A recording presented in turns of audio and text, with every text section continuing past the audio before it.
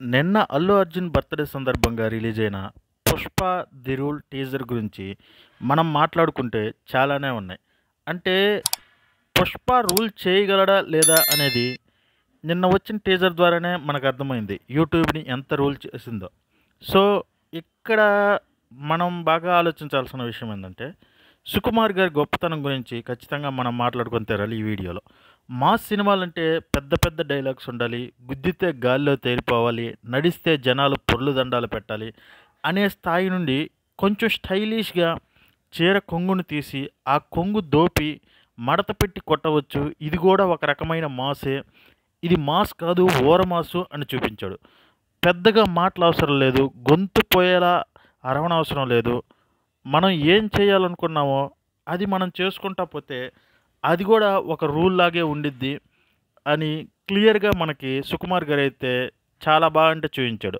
Mainly Allu Arjun గారి performance అయితే ఆ చీరని క్యారీ చేసిన విధానం అయితే నాకైతే చాలా అంటే చాలా బాగా నచ్చింది. ఆ చీరని కాలుతో తీసి ఆ విధానం అయితే టూ గుడ్‌గా ఉంది నాకు తెలిసి. సో, 'మాస్ జాతర' అని టైటిల్ పెట్టి నిజంగా ఫ్యాన్స్‌కి ఒక్క డైలాగ్ కూడా లేకుండా మాస్ జాతరలాగే చూయించారు. అంటే మేబీ డైలాగ్ ఎందుకు పెట్టలేదంటే అన్ని లాంగ్వేజెస్‌లో కలిపి ఉపయోగించారు కాబట్టి. సో, ఏ డైలాగు లేకుండా డైరెక్ట్ మ్యూజిక్ బన్నీ పెర్ఫార్మెన్స్ తోటే వెళ్ళిపోవాలని అనుకుని ఉండొచ్చు టీము. సో, ఎగ్జాక్ట్‌లీ అదే చేశారు. చాలా అంటే చాలా బాగుంది. ఈ మూవీ టీజర్ గురించి మనం మాట్లాడితే ఈ మూవీ బ్యాక్‌గ్రౌండ్‌లో ఆ జాతర బ్యాక్‌గ్రౌండ్‌లో శివుడుండు, ఉగ్ర నరసింహస్వాముండు, అలాగే దేవతకి సంబంధించిన ఒక అంటే దీన్నేమంటారు? కరెంట్ ప్రభలు అంటారు గదా! అలాంటివి పెట్టున్నారు బ్యాక్‌గ్రౌండ్‌లో. సో, అక్కడ మనం చూస్తే క్లియర్‌గా అందరు దేవుళ్ళొచ్చి ఒకసారి పూనుకున్నట్టుంది. సో, ఆ జాతర గురించి ఆల్మోస్ట్ 4 మంత్స్ టైం తీసుకున్నారంట. 20-25 మినిట్స్ ఎపిసోడ్ అంట అది. చాలా అంటే చాలా బాగా వచ్చిందని చెప్పుకొచ్చారు. అక్కడ ఫైట్ ఉండిద్ది. అలాగే అల్లు అర్జున్ గారు చీర కట్టుకొని పాట కూడా ఉండిద్ది ఒక డాన్సు. అంటే చాలా బాగుంది నాకు తెలిసినంత వరకు.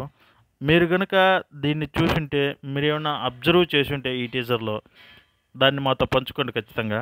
సో, నేనేమనుకుంటున్నానంటే అంటే పార్ట్ 1లో మనం కాణిపాక వినాయకుడి దగ్గర నుంచి తిరుపతిలో జరిగే గంగమ్మ జాతర వరకు ఈ మూవీలో ఎలా వచ్చింది? అంటే మనం ప్రమాణ స్వీకారం 'పుష్ప' చేసేది కాణిపాక వినాయకుడి దగ్గరైతే, గంగమ్మ జాతర దగ్గరికి ఎలా వచ్చిందసలు సినిమా? అంటే ఆ లింక్ ఏందో నాకు అసలు ఇంకా అర్థం కాలేదు. సో, అది ఖచ్చితంగా చూడాలి మూవీలో. నేనైతే ఈగర్‌లీ వెయిటింగ్. ఖచ్చితంగా వాళ్ళు చెప్పిన టయానికే వస్తామంటున్నారు. ఆగస్ట్ 15న. సో, నేనైతే వెయిట్ చేస్తున్నాను. మీరు వెయిట్ చేస్తున్నారో లేదో కామెంట్ చేయడం మాత్రం మర్చిపోవద్దు. ప్లీజ్ లైక్ చేసి, షేర్ చేయండి మాత్రం మర్చిపోవద్దు. బాయ్.